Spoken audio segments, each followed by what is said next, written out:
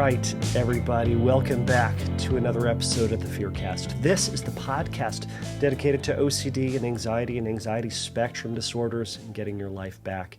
I'm your host, Kevin Foss, and I'm a licensed therapist specializing in OCD and anxiety disorders. This is a podcast where you get to send me questions about OCD and anxiety and recovery and treatment and how to help your friend and how to help your loved one deal with and face and fight and overcome their anxieties. So if you're new to this, you can send me a question if you have a question. If you have a question, I suppose, go over to fearcastpodcast.com and you can send me a question there. You can also send me a question over at Instagram. I am Fearcast Podcast over at Instagram. You can send me a question there as well. You can also send me an audio question. You can send it over by sending me a DM at Fearcast Podcast. Just send me a DM there and record your voice in that DM. You can also send me your question if you record it on your phone and email it to questions at fearcastpodcast.com. Anyhow you get the question to me, I will read it, consider it, listen to it, and likely put it up on a future episode. So for today's episode, I wanted to put something up in anticipation for Mother's Day.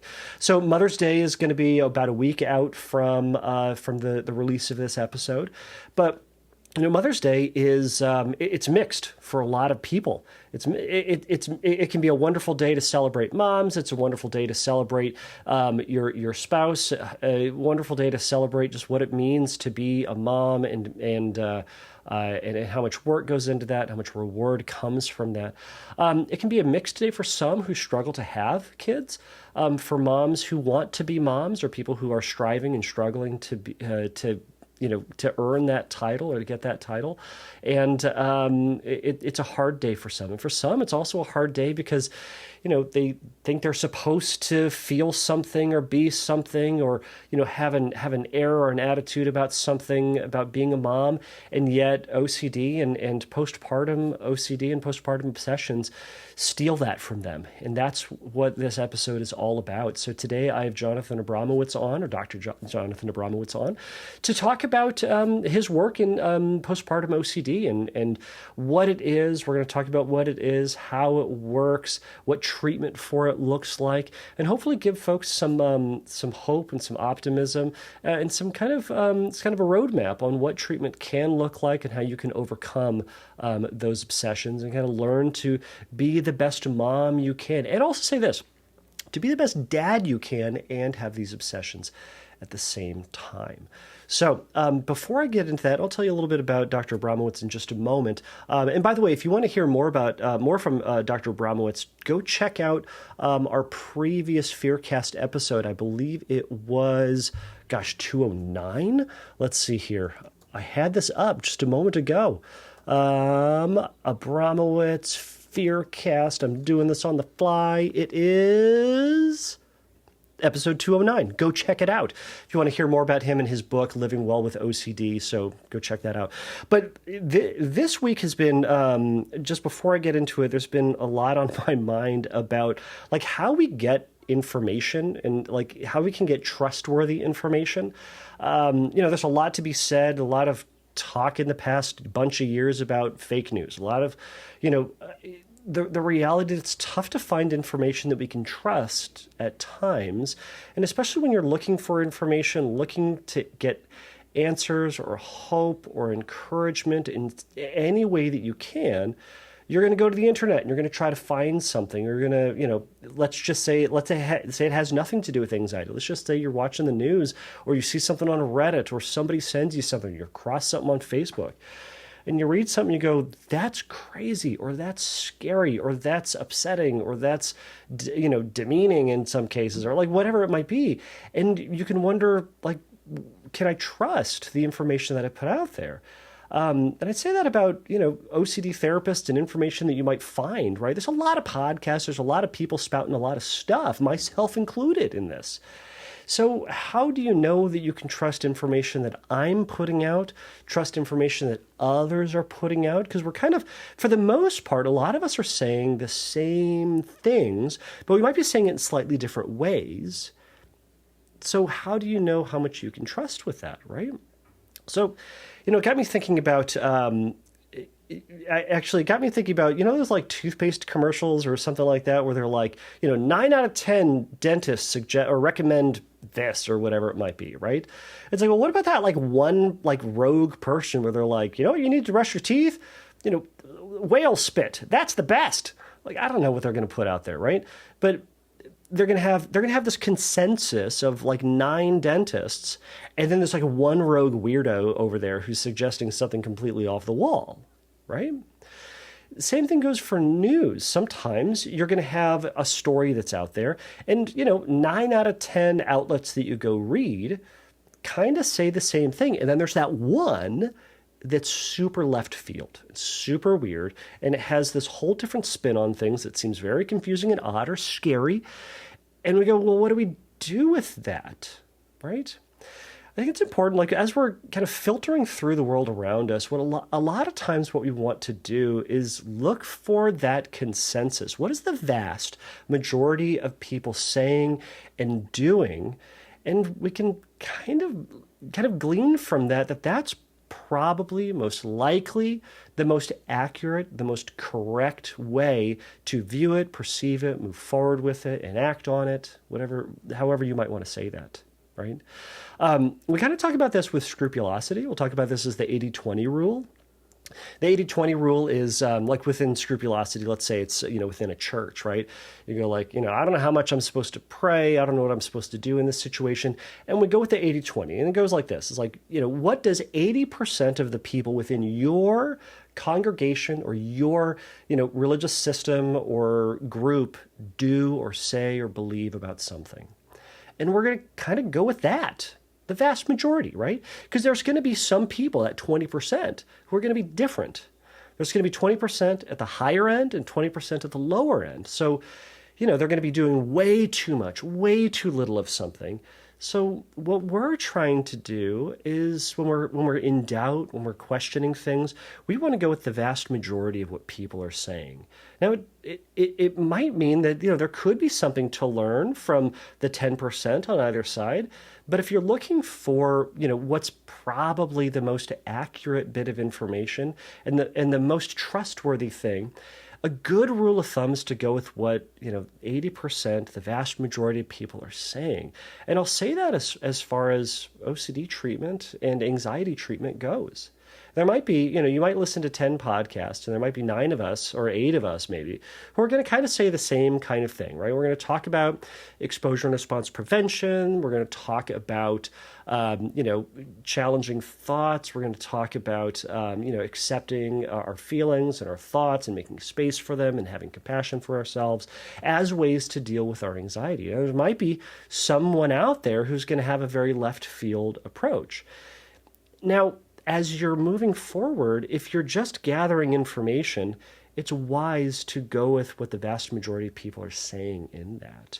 Now, that doesn't always count for when you are working with a therapist, and that therapist who knows you, who you trust, who they trust you, and you're building this relationship together.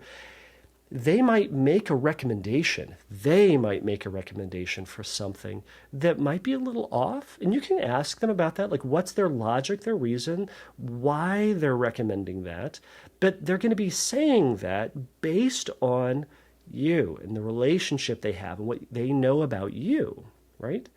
If you're out there just kind of looking for information, I'd really recommend you look for, like, what is the average person, the average podcast or therapist saying? And we want to try to go with that and kind of filter out some of those like extraneous things that can be confusing or really left field. It's kind of like, the vast majority of us therapists are going to say, OCD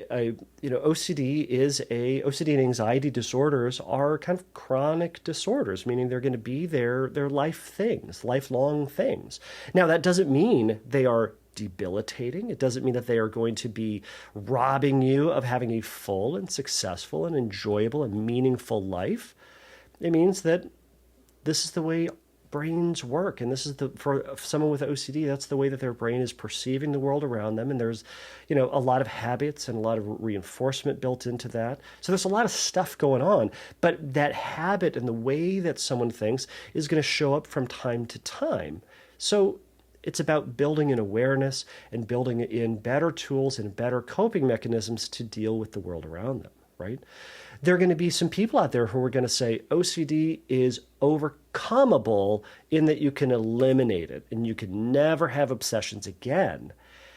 I become weary of those folks because I wonder, I fear, I believe they're selling something that isn't true. It feels like it's kind of like saying, hey, you can take this pill and you're never going to get sick again. You're never going to get the flu again, right? Or you're never going to get a cough or a cold or something like that ever again. It's unrealistic. And with that, you might say, well, that's crazy. But part of our brain, I'll be honest, part of our brain goes, really? If I just like take that pill, I never have to get sick again? I mean, it sounds kind of nice. And we can start to entertain them. But there's that story of like, if it's too good to be true, it might not be. And I think that can also come, and that comes in both the tails, right?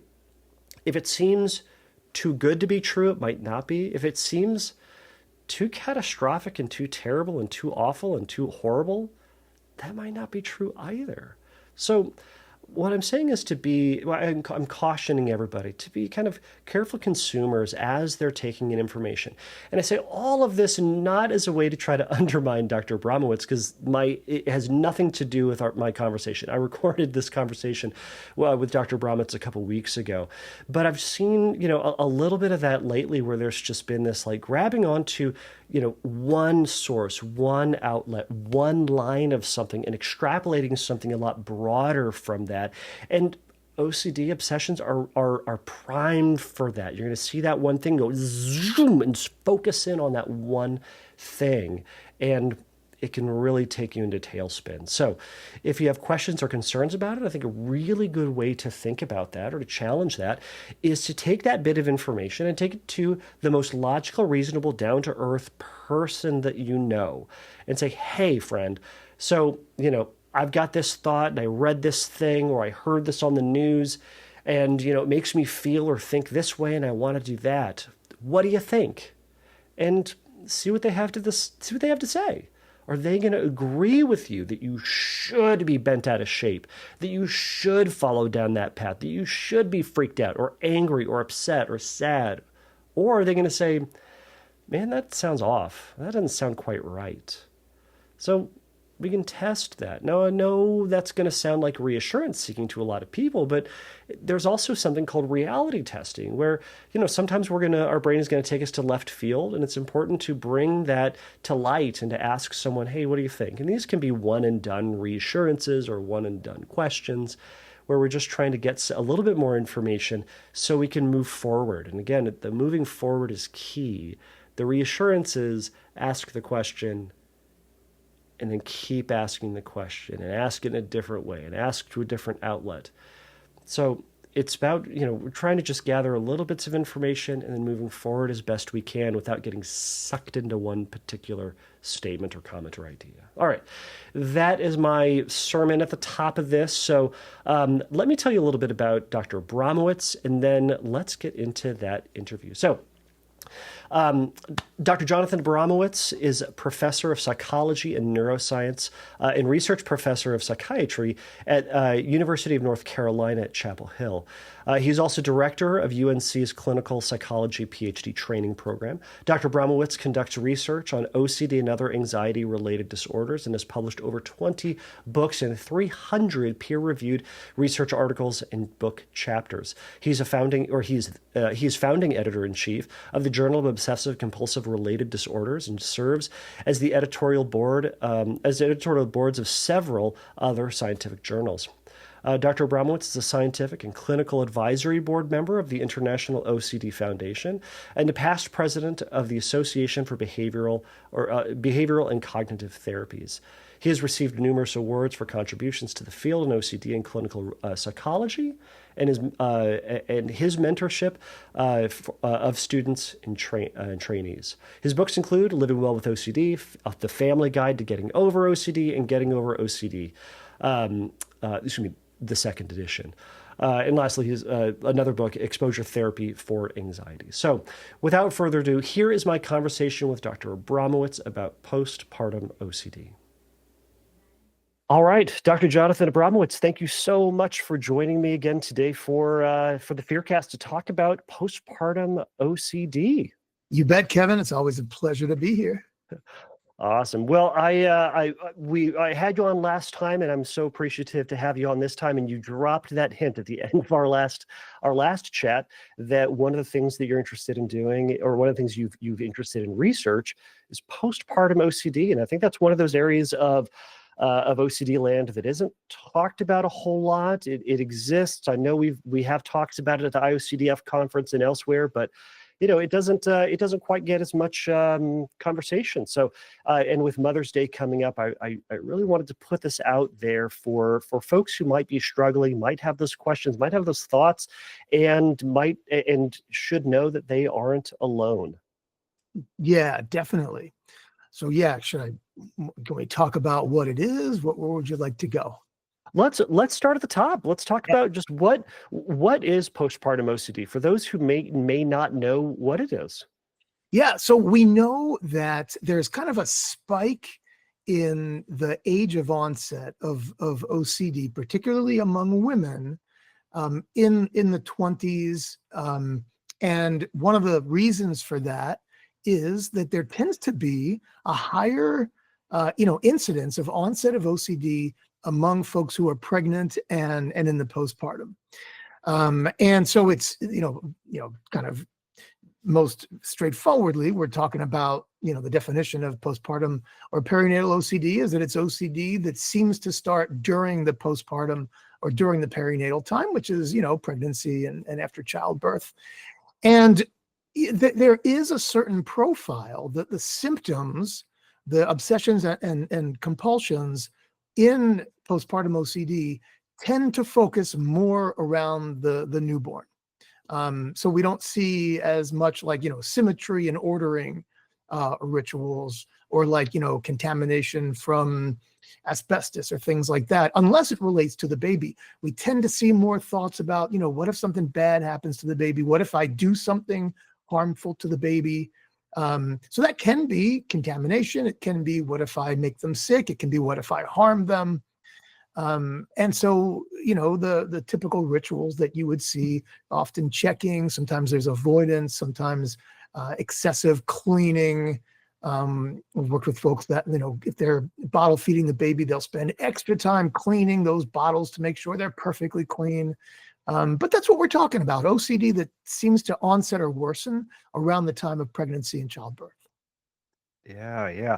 I appreciate that last little addition there as well, is that it can start around childbirth, but can also tend to worsen around childbirth. Yeah. So it's a subtype that can manifest on its own, can manifest as the diagnosing, or the symptom that led towards a diagnosis, but it can also be someone who has had OCD in the past, and then it kind of manifests differently in this new way based around the child.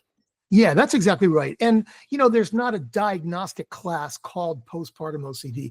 We just kind of have that as a nickname that we kind of use, because as we were talking about before, in the OCD community, we tend to label, this kind of OCD and that kind of OCD. So it's not an official diagnosis.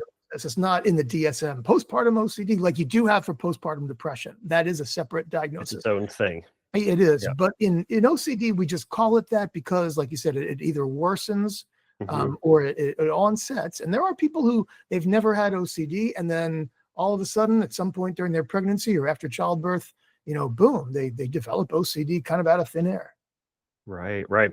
Yeah. And, to some of those folks out there who might now be experiencing it, or have a spouse or a family member who's now experiencing this, it's not that now they're worse, or now they're sicker, or now that they've developed another, quote, another OCD.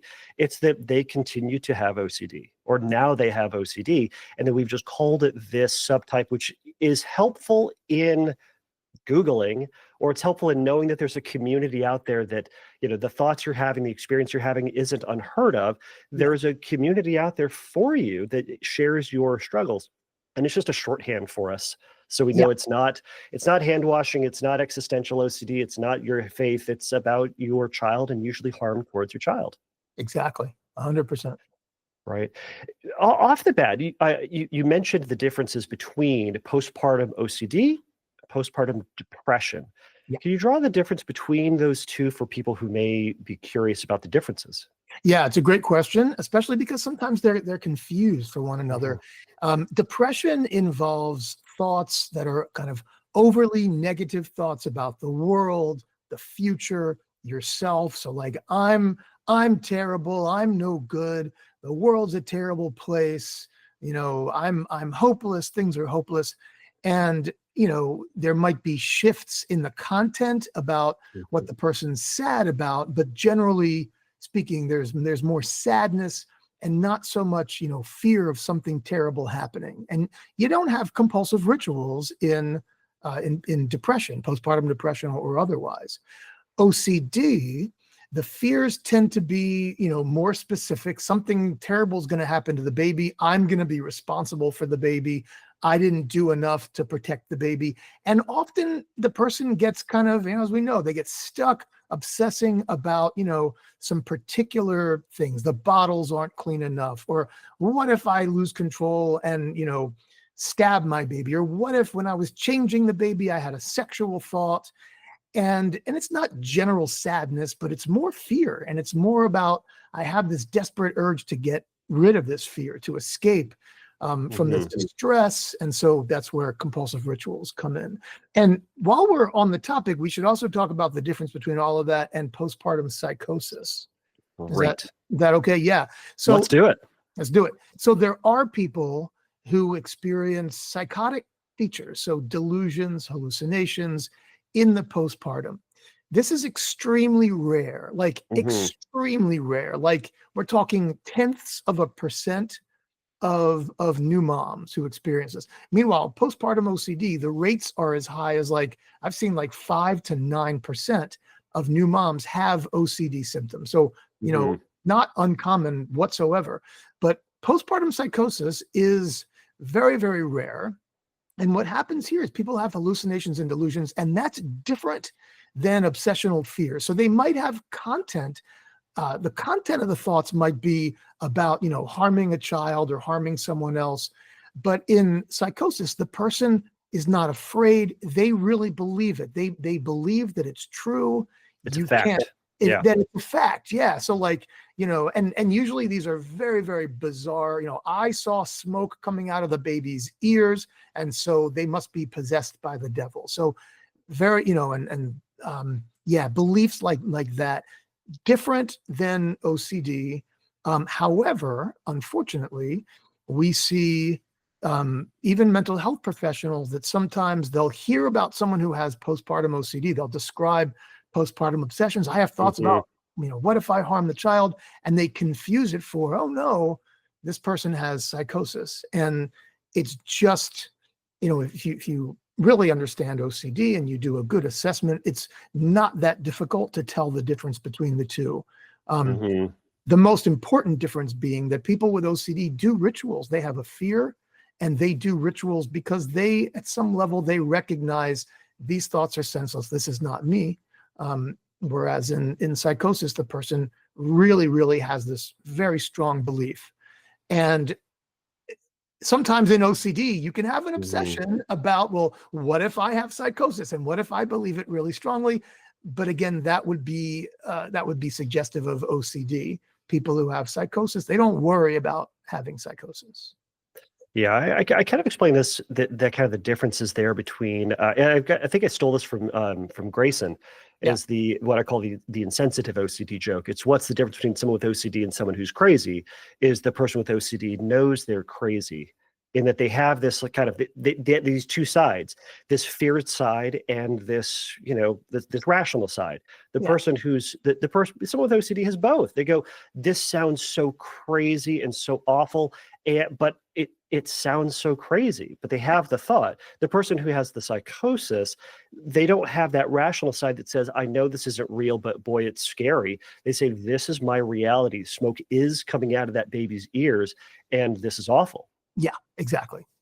So a tremendous difference, but an important one to point out, because I think there are going to be some folks within the postpartum OCD world who are then going to have a secondary fear. Well, what if it's not this? What if it's this whole other thing? Yeah, and you read about, Andrea Yates is the classic case from like 25 years ago. Mm-hmm. She had psychosis, not OCD. She had thoughts about drowning her kids, and she did drown them. She believed they were possessed, and she has, subsequently been found to have psychosis, not OCD. But boy, after that case, we had people coming to our clinic. I'm the next Andrea Yates. I've had thoughts about drowning my kids, and they were clearly OCD because they were able to say that.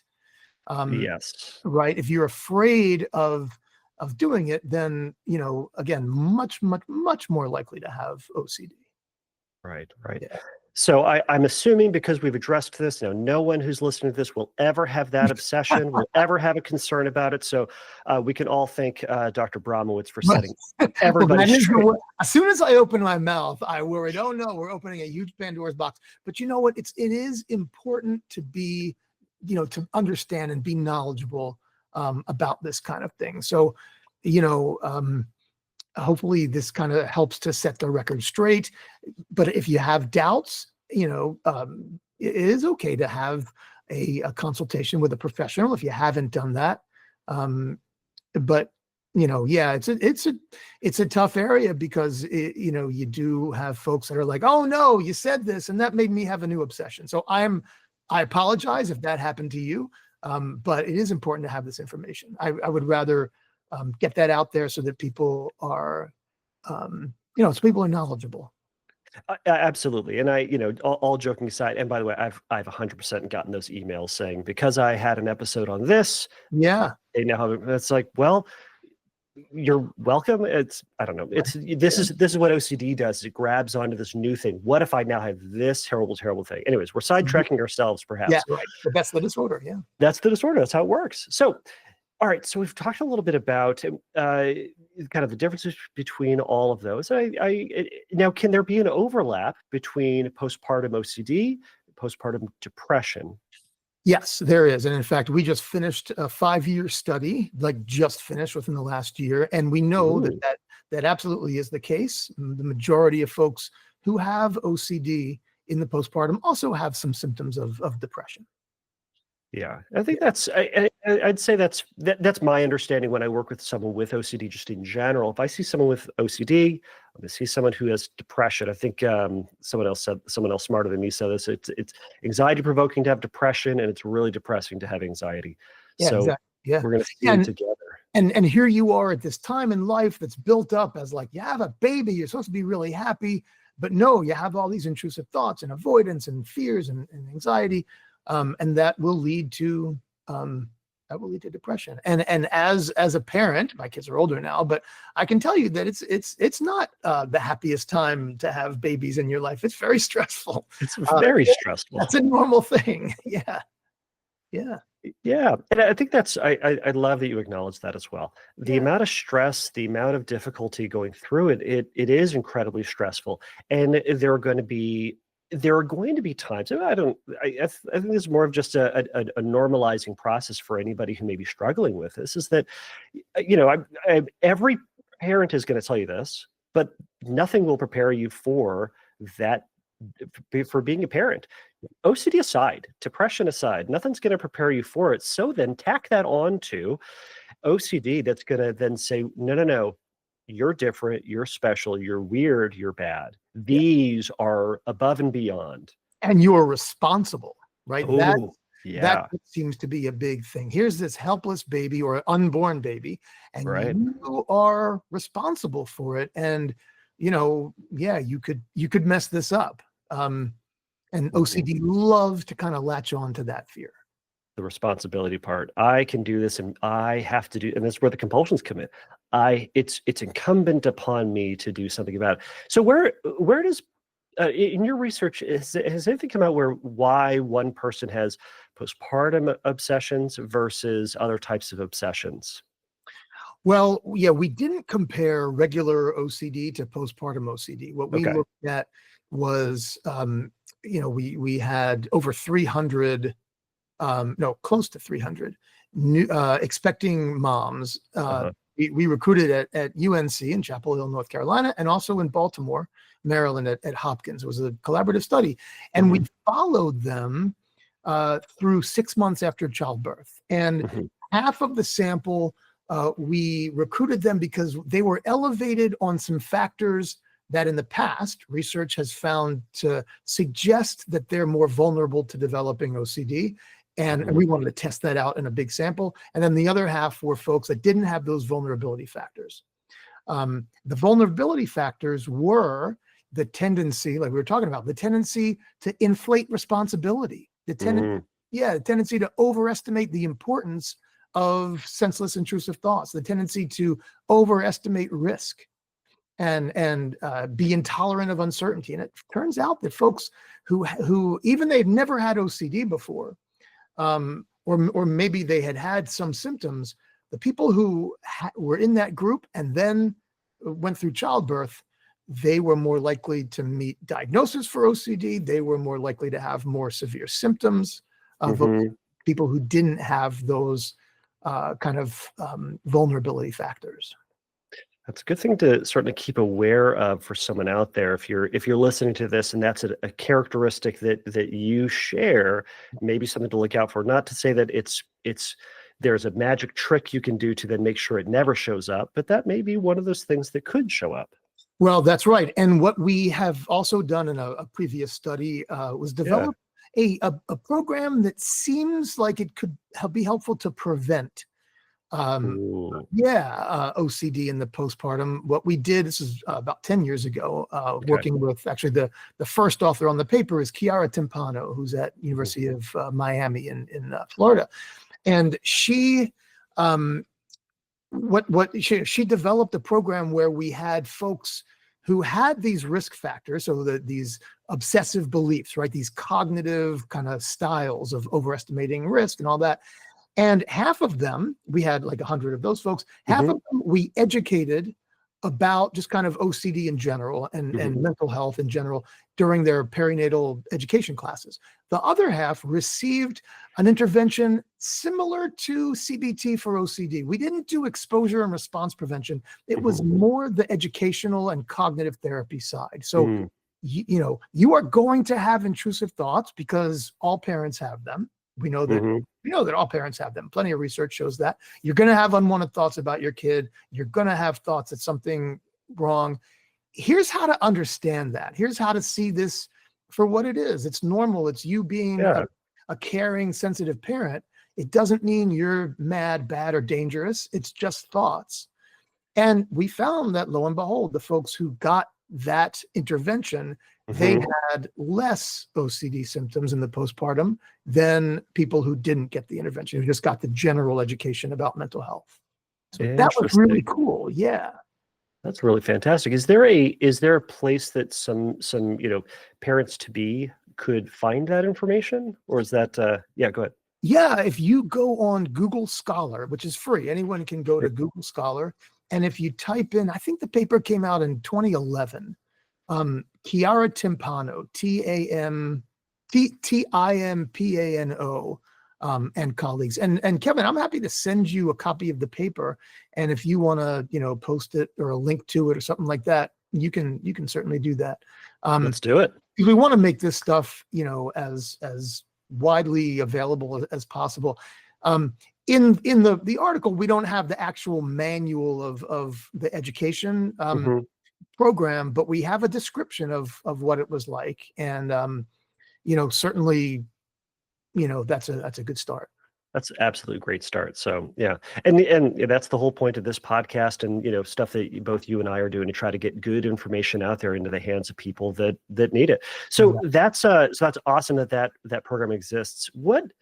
What role does hormone changes in pregnancy play in the development of postpartum obsessions? Well, we're looking at that too. So one of the things with this most recent study was we got blood, we got spit, we got urine, all sorts of bodily fluids.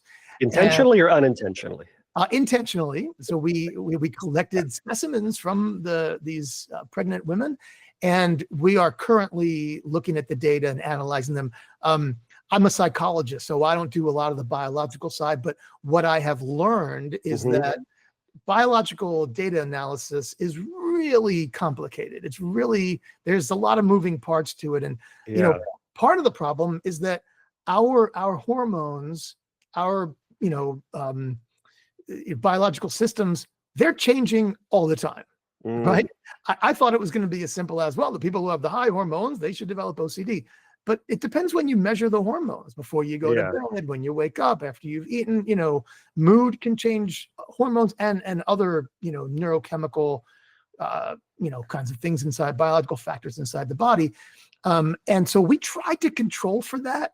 But it's really, the idea that, well, hormones cause postpartum OCD, or serotonin causes, it's just not that simple. It's just more complicated than that. And we don't understand it very well, because it's really difficult to understand. Totally. What's going on in my head is, who would have thought that we were so complicated people? Yeah. But the joke aside, it's like, I appreciate you kind of addressing this, because I've read some stuff, heard some stuff that talks about the hormone changes and how that can lead to, and so it sounds like just that it's not as easy as just simply say, because of the hormone changes, that's why postpartum obsession shows up. So it's definitely not that simple. And what's really interesting is some research that we did, again, years ago. We found that expecting and new dads also can develop OCD symptoms in the perinatal, and when their partner is going through perinatal and postpartum. And what that suggests is it's got to be more hormones, because the dads aren't having changes in progesterone and estrogen, as far as we know.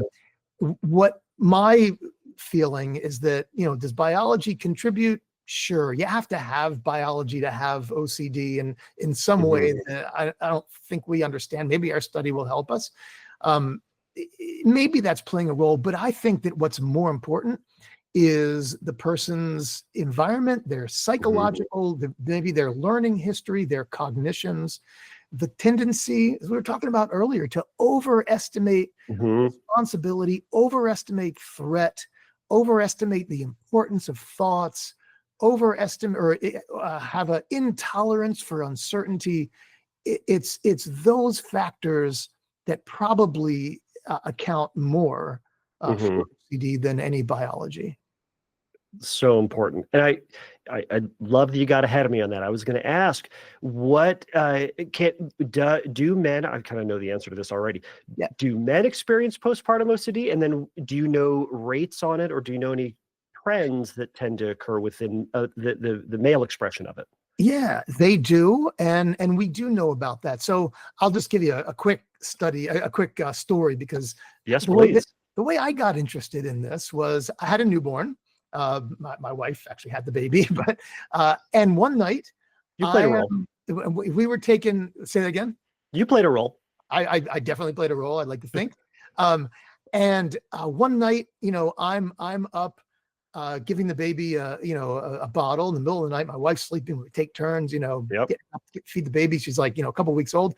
And what do you do after you give a baby a bottle? You burp the baby.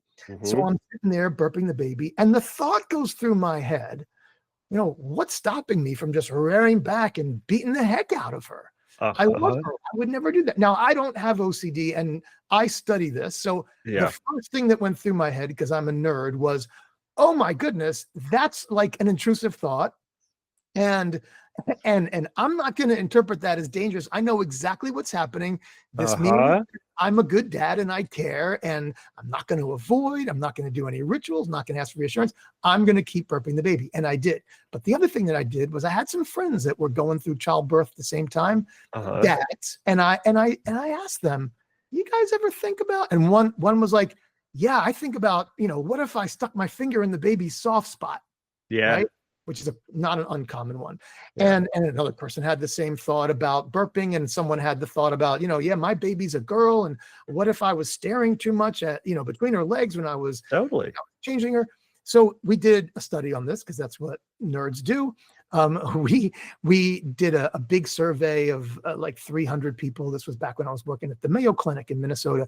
And we found that like 70 to 80% of new dads reported that they had intrusive thoughts. some of them did rituals. Some of them had OCD like in the aftermath of their baby. It's not a huge amount, but it is definitely there. And again, what's most interesting to me about that is that this means that biology probably plays less of a role than sometimes we want to think. Yeah. Oh, I appreciate that story. For those of you listening to this and not watching this, if you're watching it, is this, I had a very similar experience with my kid. Is, in the first, couple of weeks of having a child, and you're trying to figure them out because, you don't know what buttons to push. Not the soft spot, don't do that. But it was, it's 3 a.m, inconsolable. I've done all my tricks. I've bounced on the ball. I've done the thing. I did this big move that I used to call the pachyderm. You hold them kind of arms straight out like this over, and you swing them back and forth like this, like they're on your trunk.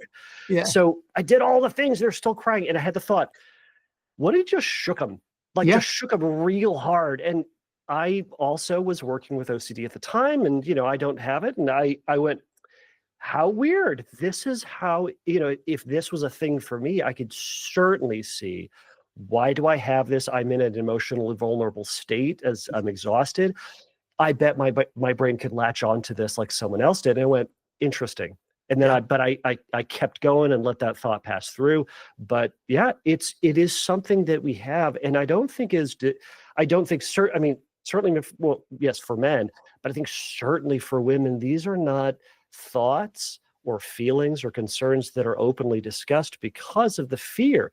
If I say that with my newborn, because as you said, you're supposed to be in this just loving, glorious phase of my newborn and how beautiful they are and just basking in it.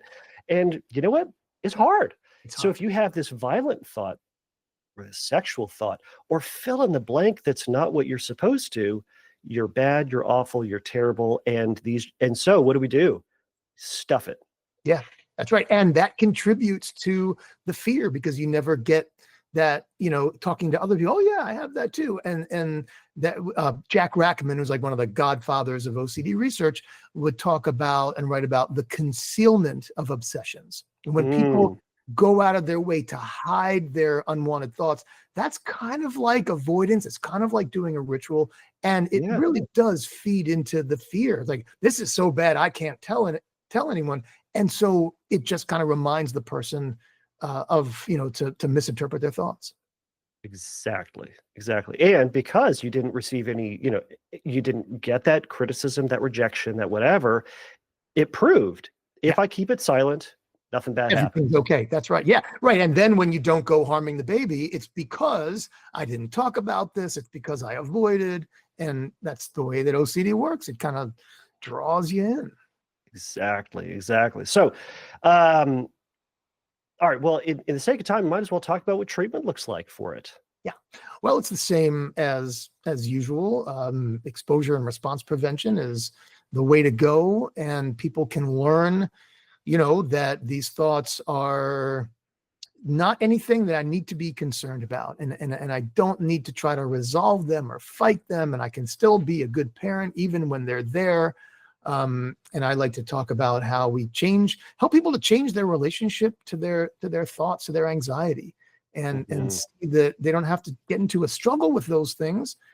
Through exposure and response prevention, you learn not to be afraid of them. And that is really our best treatment. And it's, often very effective. There are some smaller studies of ERP for postpartum OCD in particular, but we've got hundreds of studies, showing that this therapy works for OCD in general.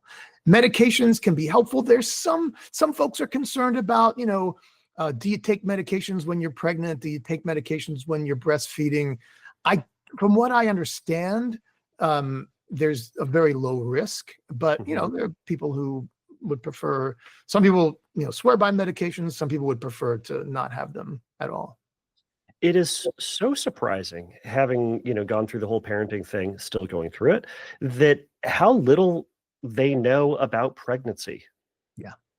It's alarming. That's a separate conversation, I suppose. So to to shift back, as I'm curious about, since a lot of clinicians also listen to this podcast and will want to know about different ways to do it. There's a little bit of a debate with therapists about the cognitive restructuring, the cognitive piece of CBT, and to what degree can we go through that where it's informative, it's normalizing, that doesn't cross the line into the dreaded 4-letter word of reassurance, because hearing, gosh, we all are going to likely have violent thoughts, harmful thoughts, weird thoughts, crazy thoughts. That can be very assuring and reassuring for little r reassuring. Where does it what is it that in your research or your experience treating this feels that we can confidently say and confidently assure versus where it starts to become inappropriate and beyond the pale? Yeah, it's a great question. I think that giving some initial psychoeducation, where you're kind of showing the client, the patient, here are some facts that we know, and we're going to move forward with these facts as a given. But we're not going to talk about them every time. So, we're not going to answer questions about, are you sure this is normal? Are you sure this is normal? We're going to kind of lay these down as the facts. I tend to stay away from cognitive therapy, like the Beck and Ellis, like thought challenging stuff. I tend to stay away from that with OCD. I wouldn't say I never use it, because that's a really strong word, but yeah, I do get